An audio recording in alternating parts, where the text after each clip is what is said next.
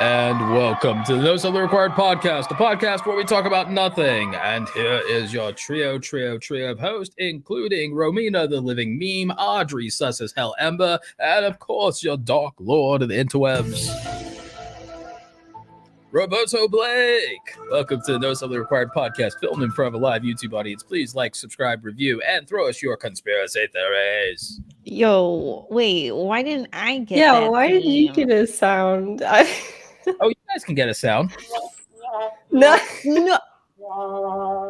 I don't want a sound. I think Roberto has too much power. Unlimited power. Bruh. You know what? I thought doing 120 some episodes with you guys on a podcast was gonna be a good idea. Oh.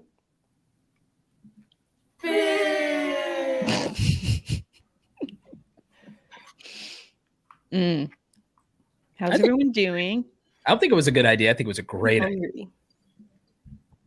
You think it was a great idea? Are you deciding for me? Yes, I am. Okay, I'll take it. Just like I decided the nicknames. Oh. See, Roberta does have too much power. Unlimited power. He's naming us. Yeah. He's deciding what's good for us. And I control the soundboard.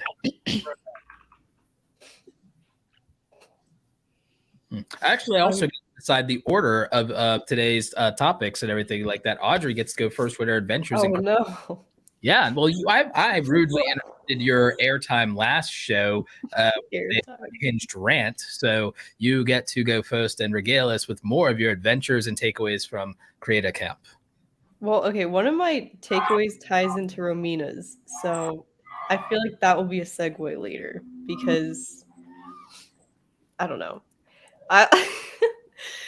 What did I say about Creative Camp last time? I mean, oh god, I don't know where to go, just like off of nothing. I'll give you a prompt and everything like that.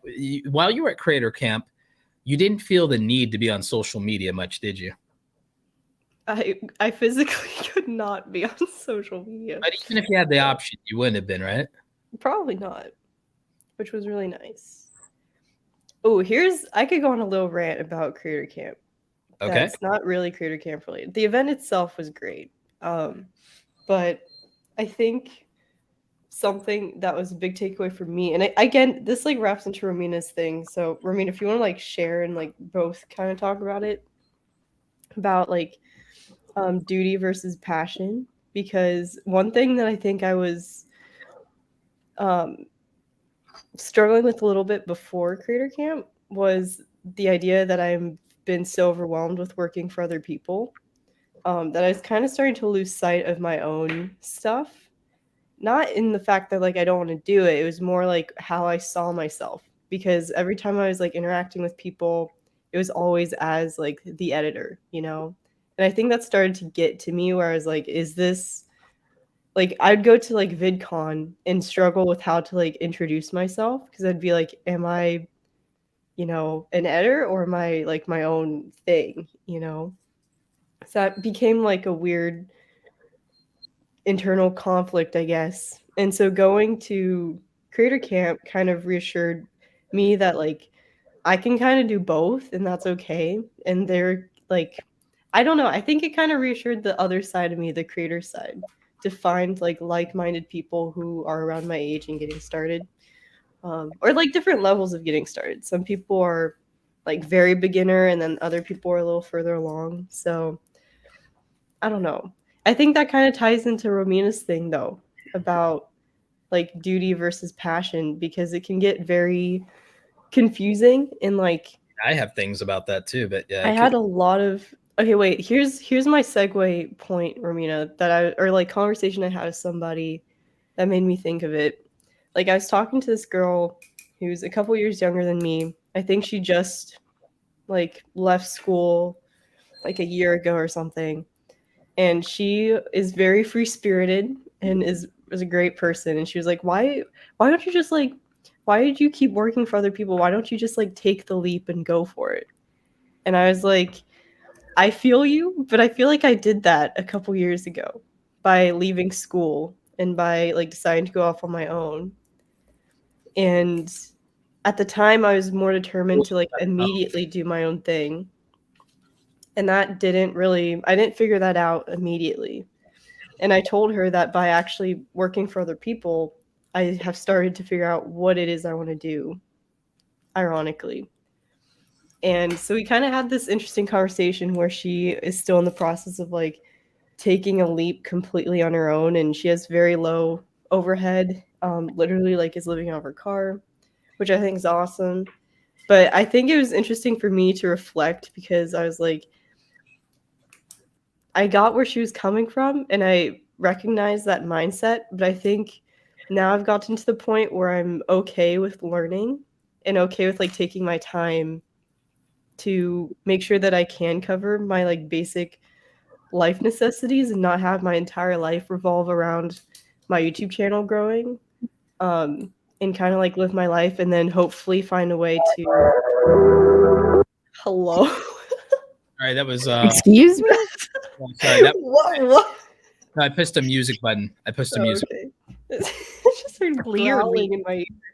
No. Clearly. Wait, she was popping off. Yeah, I was on a roll with the Oh, that was Man, you just cut off her TED talk. Okay, no, wait, let me, where was I? SMH, SMH. friend who lives out of the Oh, car. no. Sleep. But it lives out of the car. No, basically the whole point is like I think it's okay to do both. Like it's okay to take your time to figure out something that you're really passionate about, and if it happens, it happens. If it doesn't, it doesn't. And kind of like being able to cover all your bases and still enjoy other aspects of your life is kind of important. I think getting completely lost in the like, I need to make this work or I don't know what I'm going to do is like kind of toxic. I think that going all in is toxic for most people, which is why you've noticed I've never been the person to say go all in. Yeah. I didn't go all in. Gotta be smart. You gotta be smart and strategic about And it. I think you should like put a lot of effort and obviously like, you know, put 100%, 110% into it if that's what you want to do. But I don't think it's worth like going the starving artist route. I think that is like over glorified almost. It is, and it is, especially in this culture. This culture over glorifies that. I don't believe in it. I'm anti-starving artist. My entire brand was built around not being that, and a brand. Yeah. Make it pragmatic, and how do we make it super practical? And frankly, how do you do it? Like I'm one of the only people. I would say I'm one of the only people that probably out of all the YouTube coaches actually is against going all in, and looks at that even from the perspective. Like I had my family to think about, just like this segues to Romina's duty versus passion thing. I had to look out for my sisters, my mom, help my brother get his life back together. It's like I had responsibilities when I decided that I was going to go down this path, and I didn't do it as an all-in type thing. Even when I did leave my 9-to-5 job to be a freelancer, I didn't go all in, and I had real bills. I had to cover rent. I had to do things. I had to and I had other people counting on me, and I made that work. And even to this day, I have people counting on me. So it's not and I don't believe in going all in. And there's a good reason for that. And I think it goes to like Romina and the struggle of duty versus passion very easily if you want to start to pick that up. Yeah, I think that there's different levels to this, right? I mean, we've sort of talked about this before, but like life comes in stages and there's different episodes, if you will, and chapters to life, and it's not always the same thing. And like in terms of my own personal journey, I went all in with my creative journey, and it was something that I don't regret, but also because of it, I had a late start in a lot of other personal areas in my life, which were important to me ultimately, or I decided that they were important to me ultimately. So what it really comes down to is deciding what is most important to you, because if what's most important to you is, to own a property or to have a family or to have a career, then maybe going all in on a Twitch channel might not be the route for you. But it really comes down to what's really most important to you, right? And that can change. It's not something that's always permanent. Like for me, I decided to go all in on my income a few years ago, and I've 5x'd my income. Not just that, but also my value and my worth. And I think that has contributed to improving my craft and my creations as well. I feel that I'm a much better writer now. I think that I'm better at critiquing other people's work now. There's just certain life experiences, professional experiences, personal experiences that I have had in the last few years because I made the choice to follow duty over passion. And that was it was very much I had to choose to do what I needed to do over what I wanted to do. But ultimately to get to the point where I was doing what I wanted to do, or I'm doing what I wanted to do. I can agree with that. I've experienced something very similar. And it was like, there's always these practical considerations. We make these trade-offs multiple times throughout our lives. When I was in high school, my dream was I wanted to be like an animator, a cartoonist, an illustrator, but I had to realize that, okay, that was going to be an uphill struggle for multiple reasons. And it's a struggle that I wasn't in a position to deal with. One, this is like years and years and years ago. This is like more than like maybe 25 years ago or something like that, to where, okay, technology was different. My family was broke. We like to put the resources and to do the things, no matter how much talent I had, that was just not a very likely thing to happen outcome. So I had to be practical and think, okay, what's a college major that I can do and what's reasonable? And then I chose web and graphic design. I was into coding. I was into design. So was it my number one passion? No. At the time, my number one passion, I would argue, was illustration, art, animation, and also writing, believe it or not. Also writing. I wanted to tell stories. Believe it or not, Roberto, the person who thinks Roberto, the person who believes himself that his worst YouTube skill is storytelling. I generally believe my worst YouTube skill is storytelling. It's not cinematography. It's not editing. I'm fine at both of those things. Very good at both of those things, to be honest. Right. You guys have seen when I tried it. Like when you guys have seen when I put in the work, you've seen when I work to edit, and you've seen when I put in the work to try to film something and make it cinematic, that I'm fully capable of that. It's unnecessary to monitor content. Yeah. It's like, it's not, the editing's gotten better even with that. And I've been able to start to get retention results now. And I understand that. So there's a lot of things I'm good at, but it's not always the thing I'm most passionate about. I'm passionate about photography. I did that for a job for a little while. And but it was like not entirely livable at that time back then. Today, it might be different. And I was also, I didn't have money for really good equipment. I couldn't invest in learning it to the extent that I wanted to, and I couldn't invest in building a portfolio to the extent I wanted to, and I couldn't invest in the tools of my trade to have lighting to work with and all these things. And these things were more expensive and less accessible and less portable way back in the day. So back in my day, like my time hadn't the world had not caught up with being able to help me deliver on those things, but the world did catch up just barely. Right. Websites and graphic design. So I went down that route. I had to make that compromise in my teens and in my early 20s in terms of this is the path I will use to eventually monetize a career. I also had to make compromises on, okay, it's not a good idea for me financially, but it's also not good for my family for me to leave and go away to college. I had ways I could have done that. And I had some access to scholarship money to go away to school. I looked at my situation, my family, and the duty to my family, and I was like, I cannot concentrate and worry and be divided and worry about things not being right here. That same thing happened when I left for my career in New York. I ultimately came back because the situation back home was not good and was kind of falling apart without me. And so I chose duty yet again. And it's not some tragedy or bad thing. I might have felt differently at the time, but it ended up being the best thing and good for me and not just everyone else. And I built the career I have today because I made those choices. And I got to have the best life, that better life that I could have imagined 10, 20, 30 years. I could have never imagined having the life I have today. And because I made those choices. And so it wasn't the worst thing that I chose like my duty and my responsibility over the thing I was most passionate about, because now I get to do everything I'm passionate about guilt-free. And I don't even have to monetize the things I'm passionate about. I don't even have to make money off of my number one, number two, or number three passions. I get to do them without worrying about the results. I can do photography and never worry about the results. I can fiction, and it doesn't matter. I don't even have to share it to anybody. I could publish under an anonymous name. I could do anything. I wrote a real book, like a nonfiction. I don't mean a real book, but I wrote a nonfiction book. A nonfiction book, not a fantasy book. That'll be out later this month.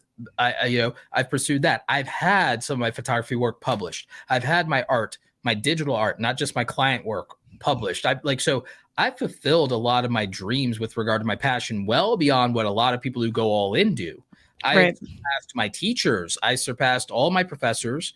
And in actual accomplishments, not just money and even YouTube success. I'm saying before I ever did YouTube, I had surpassed my teachers, and that's really rare to do in a career. So I had a full career, and I've had a very fulfilling life. And I think that I wouldn't have gotten to do a lot of these things if I had tried to force passion, and if I had chose that and made it the end all be all and went all in. I do not think my life would have worked out the same way. Not even close. Yeah. A little bit of balance is required. And also decision making, just prioritizing. I think that was the big one. It was priorities. It wasn't that this is no, it was that it's not now. Right. And now is better, because now is better for all my passions. Yeah. I have the resources to pursue them. I have the time freedom to pursue them. Yeah. And I don't have to worry about the money. I feel that. I don't know. Right now, Audrey, like, there's not enough of those things sometimes to do, because like I feel like you can have it all. I think that the lesson is you can't have it all at once, all at the same time. I mean, yeah. I feel like I still want, like, my big goals have always been like, I want to do YouTube full time. Like, that's one of the first steps that I want to do as like a film person. Making videos. I was talking to someone recently who's transitioning from YouTube to film, which was really interesting. Like, her whole story is cool. Like, I would definitely like to do that down the line too. But my first step has always been YouTube. So I'm not like, I think that was something that I felt like I was giving up by like focusing more on work, was that. But I think you'll be a better YouTuber when you do projects going forward, because I mean, the working for other people, you've learned a lot more. You've learned a lot of skills. You've gotten better. You've gotten faster. Your eyes gotten sharpened. You've tested yourself. You've had real consequences for like your creative choices now. I think that, I think that changes you. I think it makes you a stronger creator when there's like responsibility and money on the line. It makes your judgment about what to keep and what to cut. It makes you more likely to say, I can kill my darlings. I can kill off something and know that it's for the better video to come out. I can like chop something and say, nope, the video is better. I think you can do that better when you work on other people's stuff. I think it makes you more objective and more. It also removes the stress factor. I mean, I don't know about that. Well, of your income. Yes. Oh, yes. Right. Yes, it's a little bit more. I mean, I think that's sustainable and consistent. Yeah. No. At least when you're first it's better to have that's one of the reasons I obviously wanted to. Besides the obvious, like, I need to pay my bills, it was this removes the stress from my channel, to like make money, and that means I can focus more on the content itself, which I think is really healthy. And like freelancing for other people, especially editing, like I've grown so much as a creator over the past year in ways that I don't think I could have on my own, just because it really forces you to like push yourself in ways that you wouldn't probably on your own when you're like working with somebody else, because they have deadlines, they have things that they do, and if you don't deliver, like, you're not gonna get hired again. So there is like that kind of accountability. Yes, it's almost like the best crash course possible, right? Because you're literally forced to perform or you'll be left behind. Did you know the secret behind my coaching business is that coaching made me a smarter YouTuber because I got access to everyone's analytics? Yeah. I got so much. Became the smart way. Yo, everybody just let Roberto in through the back door. Literally. serious. I learned because of that. I learned much more about ad revenue and CPM rates in terms of all the niches because I got to see different creators' things. I learned how more niches in YouTube work. I learned much more about how niches in YouTube work differently. I learned about different impacts and style of content, different audience demographics. I had data that I could not have any other way by being a coach. I also got to learn from the creators about their own lived experiences. I got to learn from creators about, well, what's your workflow? Oh my God, it takes you that long to edit this style of content. Well, what editor are you using? Oh, okay. Well, what's your workflow? Show me, like, walk me through your process of editing. Okay, no, do this, do this, do this. I got people speedy, like I cut people's workflows in half. Roberto, experience that. Roberto, you know what you need to do? Mm-hmm. Tools of Titan. Oh yeah, you're not wrong. But for creators. Yep, you're right. You're right. After I write these next two books, because I'm writing The Millionaire Next Door for creators, and then I'm writing this other book that is about all the creator businesses called No More Starving Artists. But you're right, I do need to start the process of writing a Tools for Titans. Tools for Titans. Mm-hmm. Maybe even that one about the creator businesses. Maybe that does become. I mean, that one's like, have you dissected Tim Ferriss's process for putting that book together?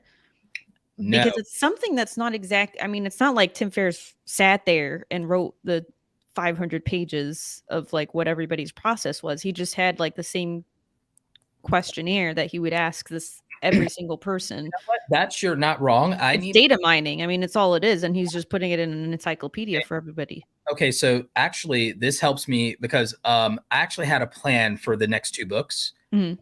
Because like the second book that I'm writing is called The Creator Economy, and the subtitle is probably like the secrets behind building a creator business or something like that, or it would be The Creator Economy, how creators build empires or make millions, or something catchy. I'm still working on the subtitle. I just know that the main title is The Creator Economy, and then it's how creators blah blah blah, because the first create something awesome, how creators are profiting from their passion. This one's probably closer to like how creators are building massive businesses or something like that. Because it's the Millionaire Next Door, but I'm going to break down the data around creators, and I'm also going to be using interviews from creators to tell the success stories that everyone knows, but everyone doesn't know. But it's going to be from interviews. And you're going to tie it. I'm going to tie it together with the podcast. I'm going to do a bunch of these interviews over the next 18 months, and it's going to be like this thing. But it's also, I'm going to use this for the third book, because the third book is No More Starving Artist, and that's about how these creator businesses, are making money, change the world, built up employees. But I think you're right. The third book probably should be more. That book should be about like the tools that people use behind the back end of running their creator business, and the fact that people don't know, how does somebody do what they do. Like, one of the things I loved was your videos gave me insight into, I knew how people were getting their shots and doing their stuff, but you broke down really that their videos can be remade and duplicated, and that the real thing that makes their videos special is the creator and their personality, because the way their videos are made can be replicated by someone who has the eye and the technical ability and the knowledge and the desire to do it. Somebody who has the patience to do that also, because you put a lot of work into that. They put a lot of work into developing their style, but they developed that style, proved that people liked it. Well, anyone can duplicate that. So what's the secret sauce?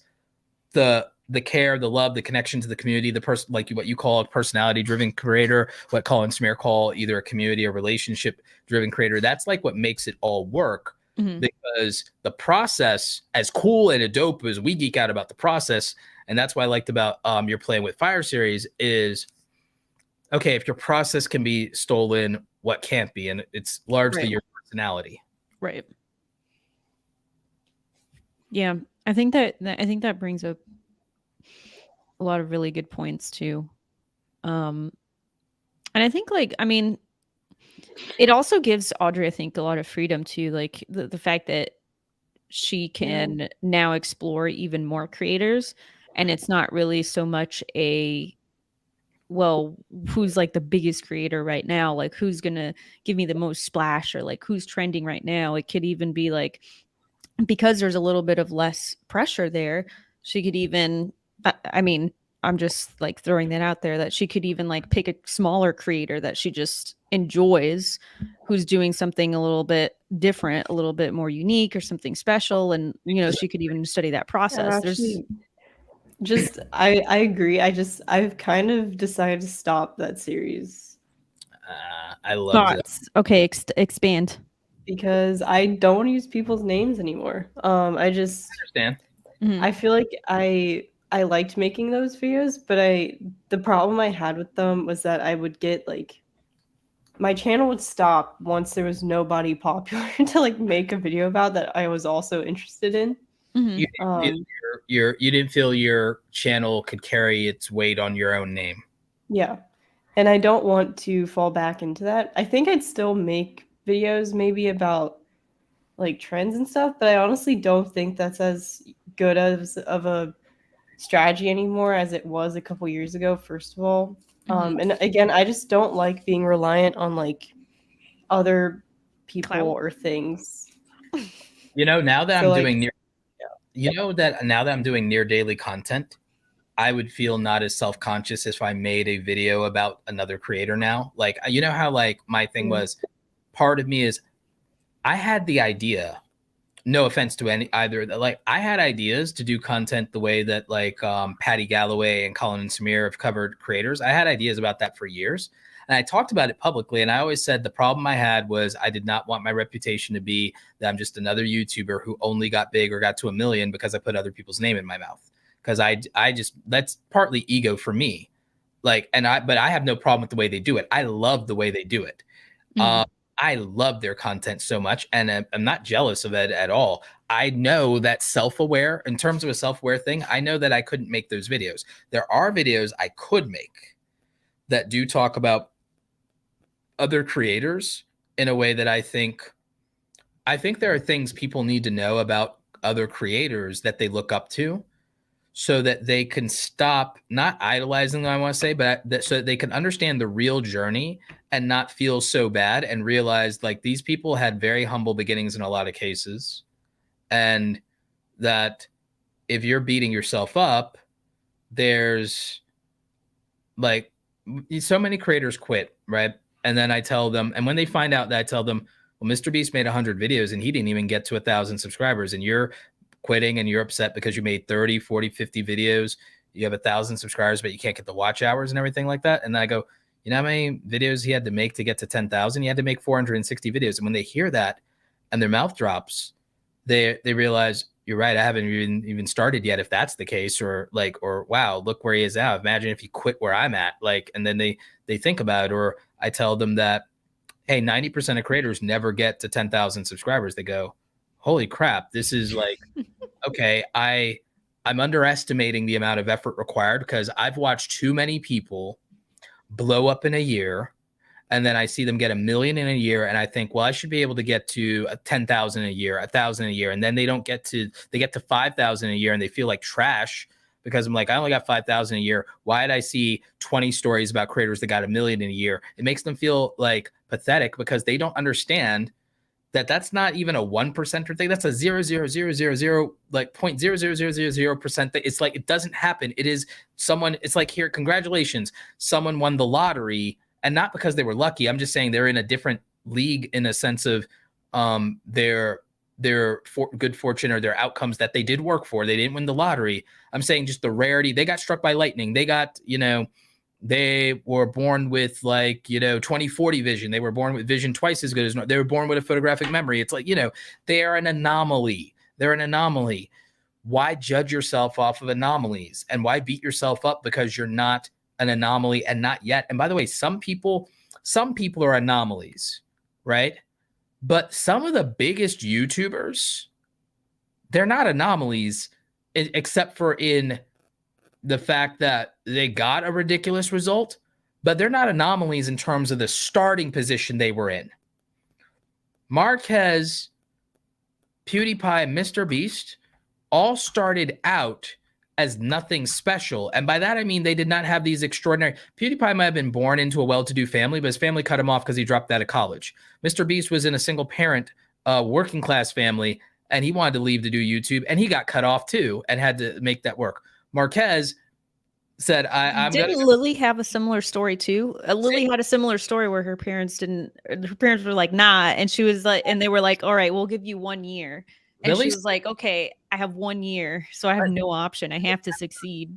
they gave her 1 year after and you can hear about this in her book. I'm not speaking out of turn. Lily Singh was threatening between like, I'm so depressed that I think I might do self-harm and I might disappear, or I'm literally just going to leave America, go with our like cousins overseas, disappear, change my name, and just start life over and try to be happy. She had to break down and have her family like and herself in tears and threaten that to get them to the bargaining table as traditional Indian parents to let her try to make this work. So it was literally do or die. It was like when Warren Buffett said, I'll be a millionaire at 35 or I'm throwing myself off of the biggest building in town. Yeah. PewDiePie went and sold hot dogs and like let his parents cut him off from money and dropped out of school and decided to work like BS like jobs. MrBeast was told I remember like one of his first videos that it was like super dark. Like it was really, really dark. I think it was shot in like the worst camera ever. And he was showing his setup. He showed like his computer that he had just bought. So humble about it. Like it was just like, hey guys, like I just got this computer. And he was so excited. No, Superwoman is a Canadian national. I'm sorry, I said you leave the US. I meant leave America. North America is what I meant. Like she was Canadian.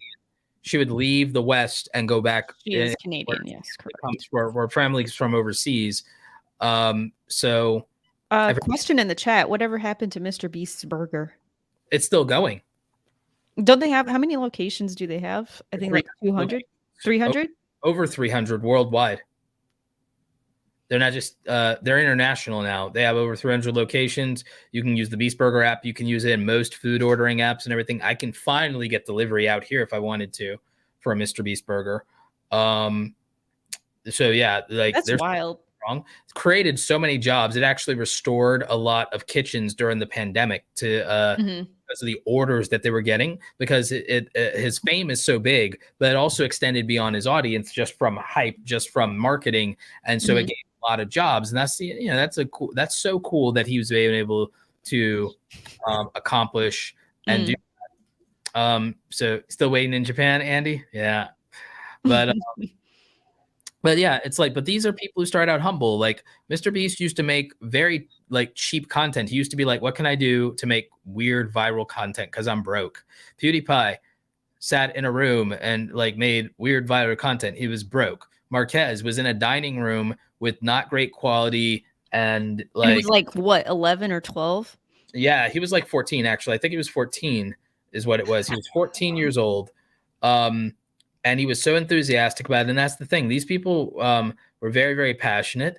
And I would say that like Marquez balanced duty and passion because he honored his parents' wishes and he went to college, and he also didn't let any of this interfere with his school. What he gave up was a social life. He said, I can have 3 things and only 3 things: YouTube, school, and sports. And so that's what he did. And now he doesn't have school because he graduated some years ago, because he's 10 years my junior. He's 28.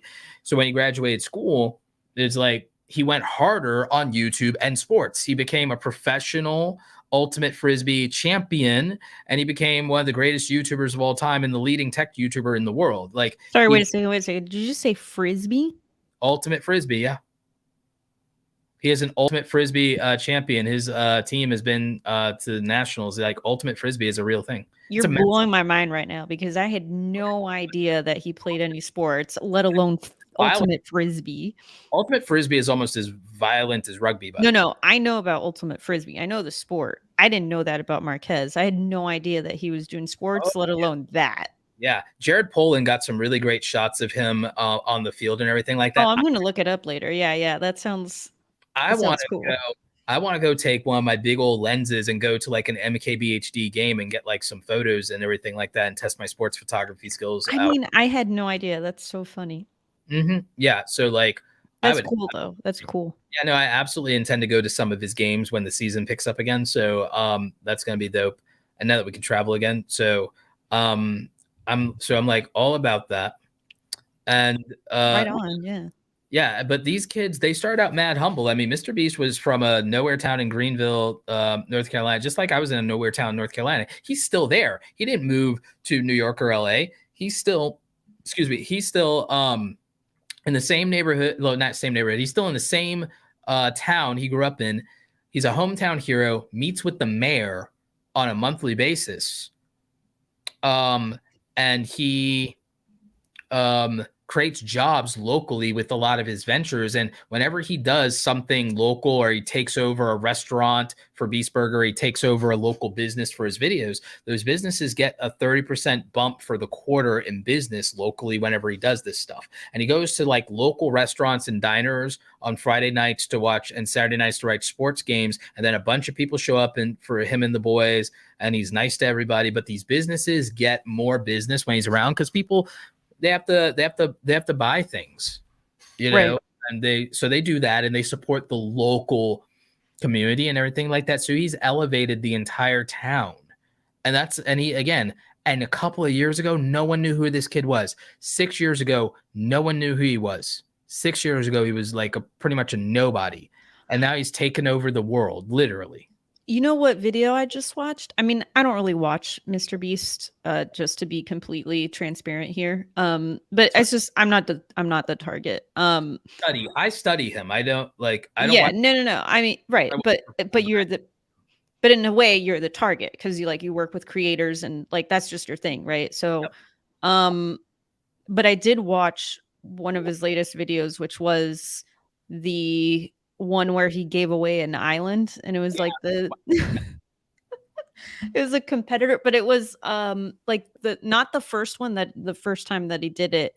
This is like in the last like month because of the 100 million subs thing. It was like a contest that he did, and like it's so wild how his videos, again, this is coming from someone who doesn't really watch him, he jumps into the content like within 5 seconds, like even without like enough context to know what was going on.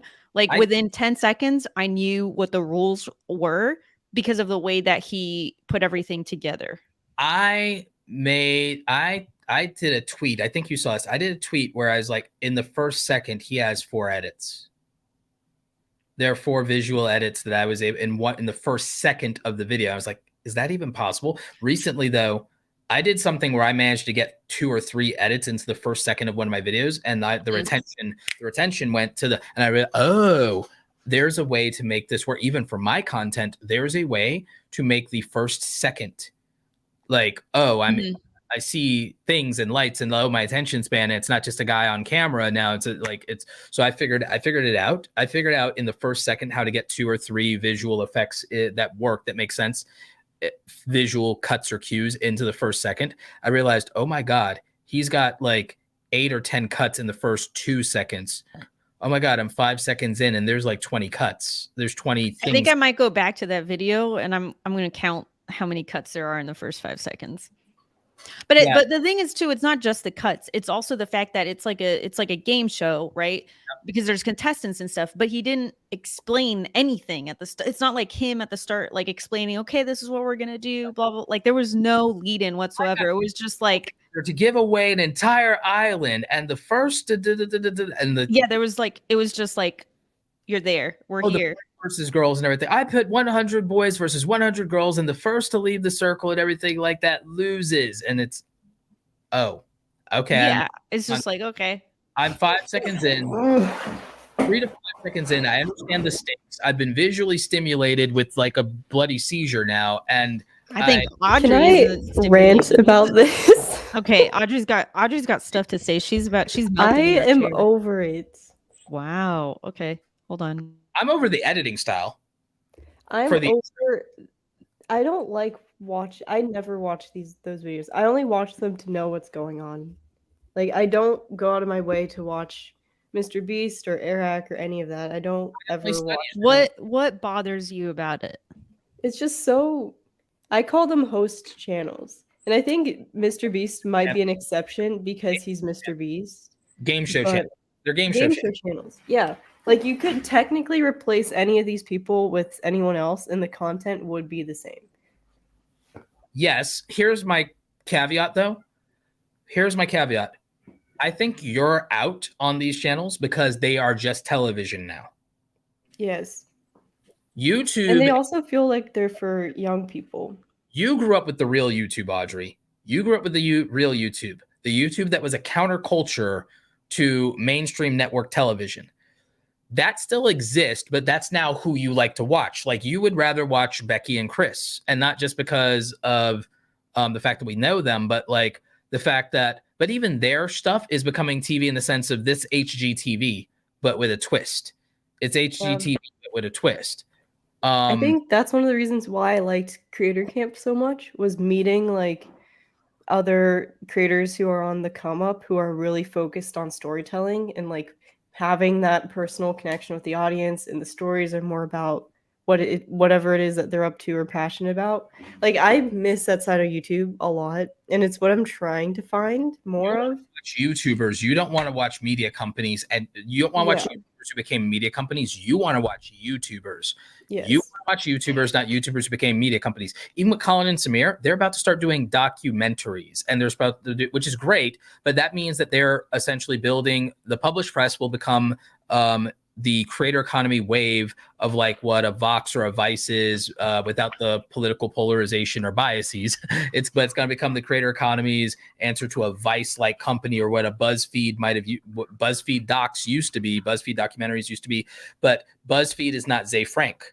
People loved and miss and still love and miss Zay Frank. We wanted to watch Zay Frank. We wanted to watch Wheezy Waiter. We wanted to watch those things. Shane Dawson became the MTV Day in the Life, or the Day TV True Life, I Want to Be a Blank, or like he became that. He really did. He became or MTV Made, right?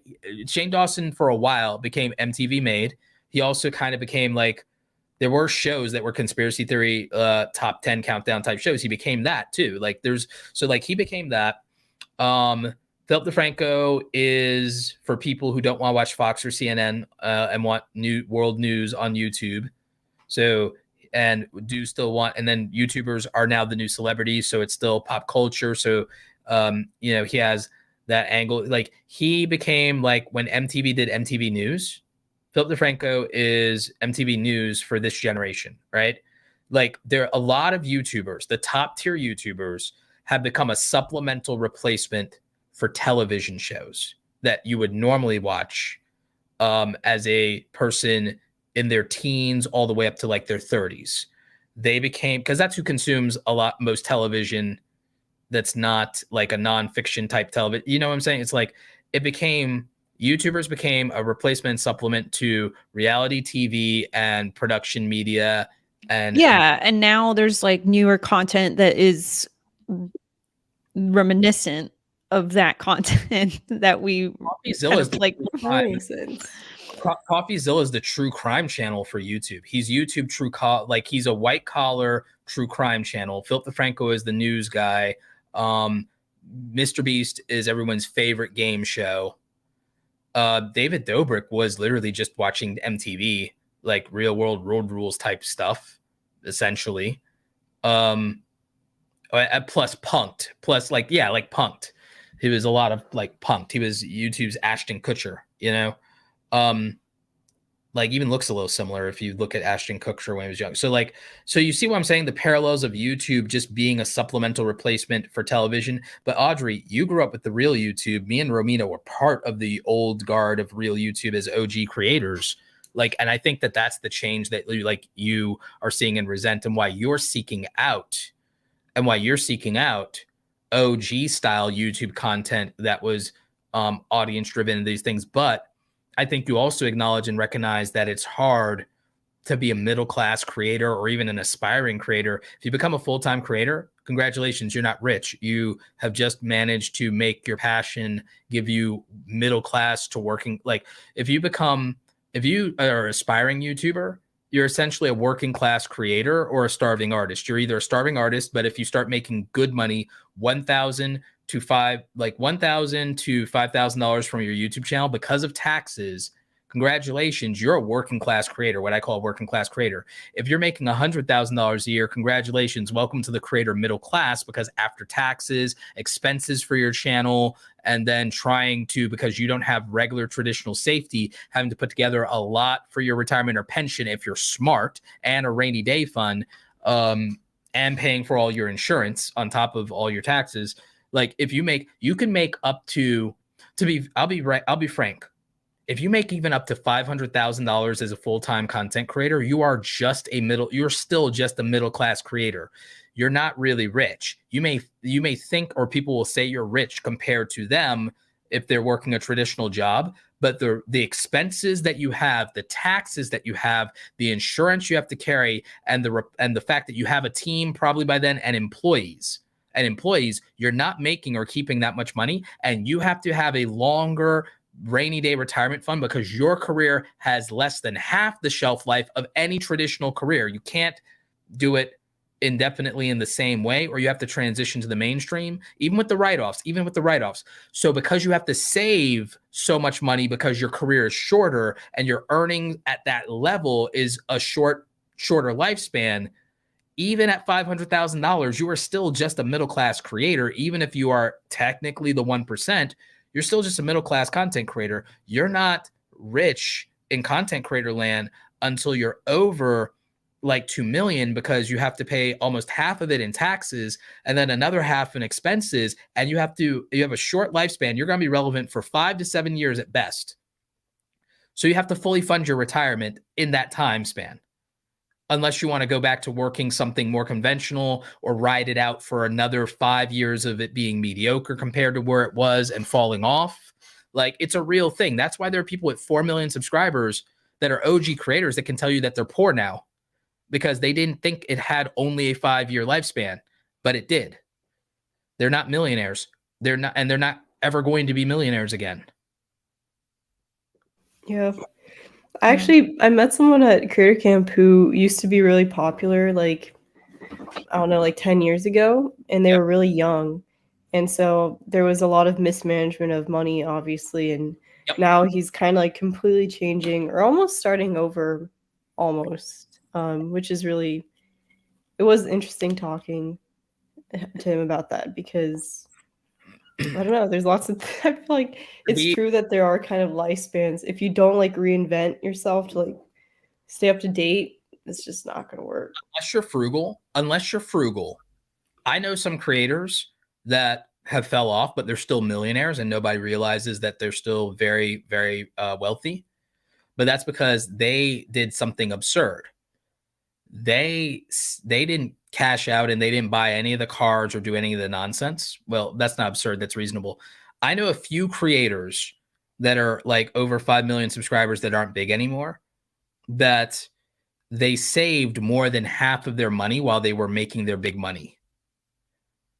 And because they saved it and they invested and got a financial advisor that didn't screw them, they're still millionaires, and they will still be millionaires because the interest on their money creates enough to cover them for their lifetime. Because what they did was they grew up poor, so they fully funded their retirement, and the only thing they did was buy their house. They fully funded their retirement, and all they did was really buy their house. They did a few nice things for people in their life, but they did not go wild and spend money. They lived out a couple of their dreams and their fantasies, but the main thing they did was they fully funded their retirement. They fully funded their retirement first, but not everyone does that. Most people don't do that. And I'll be real with y'all. I did the math. If you live by the rules of extreme, like, frugality with regard to saving, not lifestyle, but saving. And Romina, you already know this. The extreme frugality of saving that millionaires do is 15% of all of their gross income before taxes. 15%. That's the extreme. You and I both know that if you aren't going to be a millionaire purely from growth investing, that even be a millionaire and you live by those rules, you have to make 10 million. Because to be and stay a millionaire, you have to make 10 million. Then you have to invest it and leave it for a long time. That's the only way to be a millionaire, is you have to gross 10 million and save 15% or more. Compound. And then compound it. Now, when YouTubers start making all this good money and they start getting to a place where they're making $500,000, $1 million a year, and they think they're high on the hog and they think they're balling, they don't realize that it won't last and that they've got 3, 5, 7 years and they're not saving enough. That's the thing. They're not saving enough, and they don't account for taxes. Most of them do not think, oh, I have taxes. Oh, I have taxes. Oh, I have taxes. And then they end up being audited and have back taxes. And then that's where, if you wondered, by the way, why some influencers do like shady things, or why would they do a crypto scam, or why would they do this, or why would they do that? It's because they have to pay their back taxes. Because they're desperate. They're desperate to pay the back taxes. Because the thing is, even with that house, if they don't pay their taxes, even that house they bought, they'll do a tax lien and they'll lose the house, even if they own it cash. It ain't worth it. Even if you own your house cash, if you do not pay your taxes, the government will seize your property, and they have seizure laws in this country. They can seize your property. Technically, to be frank, technically, they can seize your property without needing to worry about taxes. They can do what's called civil asset forfeiture if they decide to charge you with something. They can decide to charge you with something. And if they freeze your assets, you can't fight if they freeze your assets if no lawyer takes your case. They can do civil asset forfeiture, and they can just take everything from you in this country. And technically, if you read the Patriot Act correctly, you don't even have to have due process. They can literally take all of your assets, throw you in jail without a trial, hold you indefinitely. And if no one wants to fight the government, you're screwed. I want to see him try. I want to see him try to take something from me. No, you don't. I'll cut somebody. You don't want to see them. You don't want to see them try. This, but I'm being dead serious. Audrey, you're not going to fight for your property? The entire government? Yeah. Oh yeah, this is why we got our guns. I forgot. Yeah. Oh no. No. So I don't So I think people do not understand anything about money, about property rights, about freedom, about any of that stuff, because they would do things very differently. Because when I talk to YouTube about retirement and taxes, I say, okay, I'm not a financial advisor, but I care about you. I want to talk to you about your life. And whether I'm a coach or whether I'm just their friend. And I say, okay, be real with me. How much are you saving every year and putting in investing in retirement? How much are you saving in cash? Are you liquid? And then it's like, oh God. And then I'm like, well, what's your credit score? And they go, oh God. I'm like, do you still rent or do you owe? It's like, I'm like, you don't have a future if things go differently. You don't have an exit. You don't have a business because you don't have customers. You have a venture. You're an entrepreneur. You have an entity. You have a brand, but you don't have customers. If your social media gets cut off, you have no means of generating income.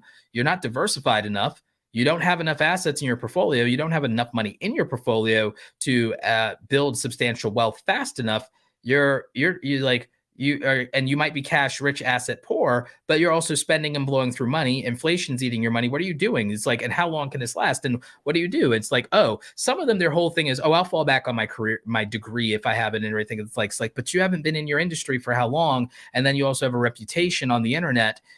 What makes you you're not hireable in your degree? I tell them your exit is to go work as a social media marketer at a company. Your thing is to go be a media person at a company. Your thing is to go be the influencer marketing manager. I've had to help creators put together an exit just in case, to say, here's how you're going to leverage being a content creator in the real world. And it's not go get a regular job or a career or a degree, a career from your career. It's that you're going to use the network you have, the experience you have, and you're going to go work for one of the companies you did brand deals with. You're going to go work in the marketing department. You're going to take the old job of the person who hired you for brand deals. I mean, it's a real thing. I mean, at least that has a pension and a 6-figure salary and a 401k and insurance. Got to take off all the benefits. Yeah. I mean, but it's like, there's a shame in the influencer and creator world. There's this shame and stigma about the idea of working a job or having a traditional career in a career field where your relevancy, let's face it, it's unfortunate. All right. The lifespan of female content creators is shorter than it is their male counterparts in most cases.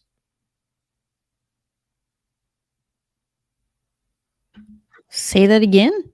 The lifespan of the career of female content creators is shorter than the lifespan of their male counterparts. Why do you say that is? Experience, data, and okay.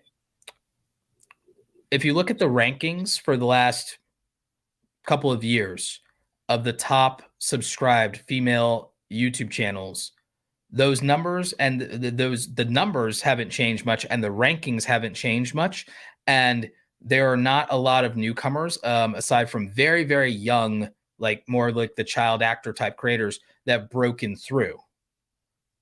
I mean, I'll give you a primary example. Look at Lily Singh's career, who I love, by the way. I love Lily, but look at Lily Singh's career. And she's literally stayed and is one of the top female creators. And look at Michelle Phan. Jenna Marbles left, and it doesn't look like she's coming back. Right. Jenna Marbles, if I'm not mistaken, is still the largest female content creator, right? In YouTube, specifically. Maybe. And that might be correct. The top leading female content creators, that was only changed up and disrupted somewhat by the arrival of TikTok stars that crossed over to YouTube, like the D'Amelios and Addison Rae. And so there's not like there's not like the shifting of the guard, and the change in the guard is not happening at the top in the female content creators case, because I don't think that female content creators are growing as fast or scaling as close to their counterparts. Is there even a female content creator? I can name multiple. I can name probably 20 or more male content creators that not only have a more than decade-long career in YouTube that are over 10 million subscribers, but I can probably name 50 male content creators that are over 20 million subscribers, and I can name female content creators well under that make better content than them. And I don't think there is a female content creator that has over 50 million. Jacksepticeye, PewDiePie, MrBeast, the Try Guys, like there's like, you can name like about a half dozen to a dozen male content creators that have over 50 million subscribers now, which is insane. Why is that? I think that YouTube, as from a viewership standpoint, I think that it's not as 50-50 as people believe. I think that's one thing. But I also think that, to be frank, I think that female content creators are more reasonable, don't clickbait as hard, don't go as hard in the paint to grow as big as at all cost. And I think they live, to be frank, I think they live more reasonable work-life balances with their creator career, if I'm being very honest about that. I could see that. That's a little bit less sensationalism. But I also think that in terms of a lifespan of being an entertainer, I think that they mature much more, whereas male content creators, the ones I named, they all have young audiences. And no matter how much their audiences may get older, the dudes watching them do not mature and necessarily grow up. These creators either are or fake Peter Pan syndrome, but their audience actually lives it and doesn't grow up, like for the most part. And even if they grow up and they move on, there's another batch of, immature young boys to watch them.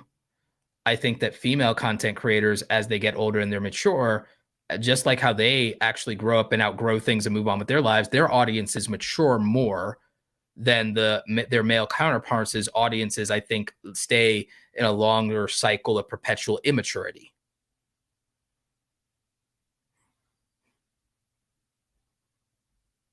I think that makes it hard to scale. What do you think about that, Audrey?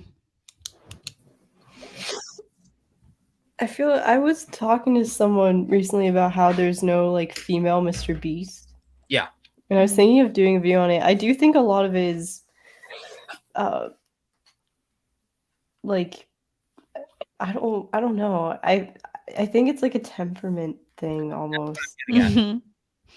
It's just like girls are less likely to do like crazy stuff like that, and it might just because it's almost, what's the word I'm looking for? Immature. It's almost like the audacity of some guys who just think they can do literally anything. Or I feel like girls are more reserved because I mean it's the reason to be that way. It's the reason that Jackass is 100% male. Yes. Yeah. 100% yes. 100. Look, I'm saying it. I'm saying it. It's that female content creators, I think, are more reasonable and mature about these things. And I'm not here simping. I'm making a real point because I mean I'm saying this even as a Simping. I'm saying this as a viewer. I'm saying that dudes will just perpetually do childish shit forever if you give them enough attention. You know? Mhm. They won't grow the hell up. Like they really won't. You will literally have dudes who will literally be out here if you let them doing this childish, crazy stuff and being a prank channel at 40 if you give them enough attention. If you give them enough attention, they'll be a 40-year-old prankster. I mean, look at the Dobrik. Dobrik, like, look at Jason Nash. Yeah, no, you're not wrong. Like, you know, it's like, and then what they'll do is actually no, the evolution of dude bros on YouTube is starting out being a failed YouTube gamer, then having a stint as a edgy content bro meme lord, then moving on to doing stunts, contests, and pranks, then evolving maybe into taking that into doing either legitimate game shows or into sports, boxing, rap battles, a music career of some type. Then the evolution of that as you get older into your 30s and that's not cool with the youngsters anymore, you become an edgy comedian from ages 30 to 50. And then you run for governor. Oh, we will have a YouTube governor. Governor? I'm expecting a president. That'll happen later. In 20 mayors. What year? 2028? Governors, 2028. YouTubers and TikTokers, I promise you. Don't we have Paul running? I'll vote for Logan Paul. Isn't that happening? I don't think 2028. Jake will keep his cabinet position even if he's offered it because I think he'll just be too into boxing still, or he'll be he'll be too into. I believe Jake will be too into his career, even if he wants to be supportive of Logan. I think Jake will be too into his own career and whatever he's built by then. I think he'll step out of his brother's shadow and will be like, nah, bro, I support you. I'm gonna vote for you. I'll fundraise for you. I'll do what, but I don't think he'll take a cabinet position because I don't think he wants to give up being an entertainer. I don't think Jake will give up that. And I think Jake will love when Logan steps away from something and he gets to be the dominant Paul brother in something and not have to be in his brother's shadow. So I do not think that Jake will commit to being his brother's shadow. I think Logan will make a legitimate run for president. I think he has a real shot. And the thing is, because he won't regulate social media and will keep the government out of it, I'm a single issue voter at this point. It's leave technology alone, leave the internet alone is like the one hard line single issue where I will like. So if he's going to leave the internet alone and leave creators alone, I'll vote for him. Amazing. Paul 2036. Audrey's resting on her microphone. She's like, I can't even hold myself up anymore. Paul 2030, probably starving. It's like Paul 2036. Here's the thing. Logan Paul's scandals will all be out there, so you can't hit him with them. It's that, we're all over it. This is 20-year-old T. What do you do? This is 15, 20-year-old T. We don't care. Yeah. FBI can't raid his house because he's already done it himself on YouTube. All right. No, that was Jake. No, well, yeah. I mean, point is that, it's in the family. Yeah. Well, it's like his scandals are already out there. We already know about his brother. We don't it'll be 15, 20-year-old T. It'll be cold. It'll be cold. Yeah. And the thing is, we already know how much money, for the most part, he makes because of how YouTubers are. We kind of know how much money he makes and everything like that. So him disclosing his taxes, he'll be like, yeah, sure. I don't care. It's it'll be, and his opponent won't do it, whoever his opponent is. So it's actually, it'll be a really good, let Logan Paul run against Hassan Piker. I'll vote for Logan. Yo, that's not even that's scary. Yeah. Scenario. It could happen. Yeah. It could happen though. It could happen at this point. And I'm like, okay, bring on beyond the chaos. I'll vote for Logan. And if Hassan wins, I leave the country. Oh my God. I'll do it. I'll just I'll leave the country. I can claim my I'll claim my birthright. I'll go, and it's like if I have enough money, it's like, you know what, I'll just go. I'll like, you know what, tell you what, if Hassan wins, I'll leave, go to Panama, and I'll go be president of Panama. I'll go back home. I'll go back home. I can do it. No joke though. I might join you. You'll be very welcome and everything like that. We'll clear a room for you in the presidential residence, and like, yeah, let's do it. Like, I've debated literally just saying like, yo, I mean, I can lead like the marketing for the campaign, or work on social, lead the social. I have a claim to citizenship because of my parents. If they let me, if there's no barriers to like me just because I wasn't born there, if there's no barriers to me running for office, and I already make more money than the president anyway, I would consider going to Panama and becoming president if I could be president, if I could run things, and if I could, like, I'm not joking, I would consider it. I would consider it because I could run a country. Audrey, are you going to join us? I could do it. I can pull it. By I could do it, I mean I'm competent enough, believe it or not. Fine. Country, I'm competent enough. Because I've thought about it. I'm like, what if I became governor of Georgia in my 50s? And you know my 20-point plan. I could be governor in my 50s. I could be, if I'm bored in my 50s and my choices are I can be governor or I can be a billionaire. I'm like, well, what if I gave governor a shot? And I would just tell everyone, hey, if I lose the governorship and everything, I'll just help the community as best as I can. And that is by just making more money and doing good things with that money. And so, yeah. What do you do if you lose the race? I go back to the private sector. I go back to trying to fix things by donating to these other losers. And, because like I tried, because I was like, hey, I've been donating to both sides of these guys for years and they weren't doing anything with my money. They said my ideas were good. And then now that I'm running against them, they all hate my ideas, but they loved them when they were taking my donations. So if I lose, I guess I go back to bankrolling the other candidates, go back to the private sector, make even more money, and actually carry water for them and do all the crap that they promised to do. I'll just do it from the private sector, and then one of us will at least produce results. So I guess that's my plan if I lose this election. Like that's my pitch. My pitch is I will run against both parties. I'll run against these guys. I donated to both of them. I didn't get my money's worth because they didn't fix any of the problems I said to fix. So they wasted my money, your money, our taxes. They all told me over dinner how much they loved my ideas when they were asking me to write them checks. Now they're telling you I have these horrible ideas, but they had no problem taking my money. So do with that what you will. And it's like, with me, you at least have someone who gets things done. And if I lose, I'll go back to the private sector. If I lose, I go back to the private sector. I get things done. I create jobs. I pay more taxes. I build things that help the community. And I go back to, I guess, lining the pockets of these jerkholes to not accomplish anything in the hopes that they'll maybe do better if I hold them accountable.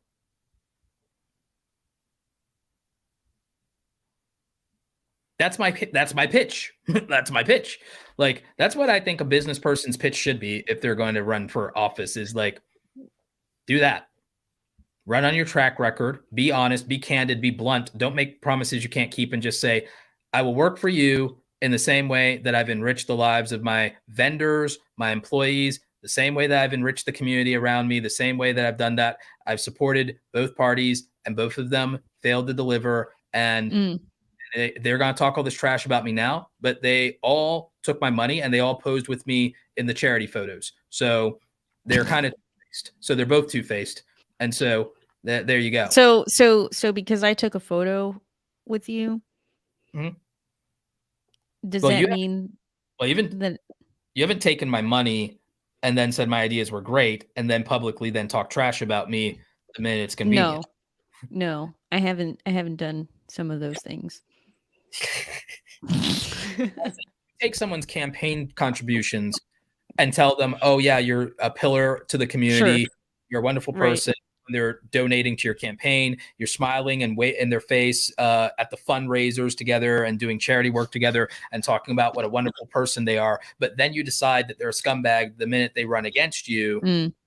And you decide that they're corrupt the minute they run against you. It's like, okay, if I'm so corrupt, I'm such a scumbag, why were you taking my donations? And why were you smiling in my face, whining and dining me. Were you lying to me or are you lying to the voters now? Like, because you're two-faced either way. Audrey. Audrey. Audrey, have you Googled cat? No. Can you get your phone right now and Google cat? Is it bad? No, you just gotta, but you gotta get it. I don't know if it works on the computer, but maybe it does. But if you do it on your phone, Google cat, and then click on the paw, and it shows up. Oh, wow, that's amazing. Just cat, and then click on the little paw, and then tap anywhere on your screen. 3D thing is really dope. This view in 3D thing is really dope. Oh my god. It works for dog too. Does I just it? want to know. Yeah, if you look up dog, Why? it'll also come up. But there's also this new thing in Google called View in 3D. View I the wanna view. Oh, right. Yeah, you can put the cat in your room. This is so dope. Are they gonna scan my room? And see, this makes me want to do like a weird, different channel that's just about internet, cool, weird internet things. Internet things. Well, you're welcome. Guys, should we wrap up? Yeah, we can do that. Unless anyone has any last minute business to wrap up with. No, I think I've said everything I needed to. Oh, vote for Roberto whenever that happens. Wherever I run. Yeah, wherever and whenever. I mean, I guess you can't vote for me if I run for president of Panama, but you could fund my political campaign when the time comes. There are ways. We'll figure it out. Oh, God. Thank you for listening to the No Something Required podcast, a podcast where we talk about nothing and plot world domination, one day at a time. Tune in next week when we have another exciting topic for you. This has been your trio of hosts, signing off with Audrey Ember, Romina the Living Meme, and of course your dark lord of the interwebs, Roberto Blake. Thank you for listening. We'll catch you next time. Up.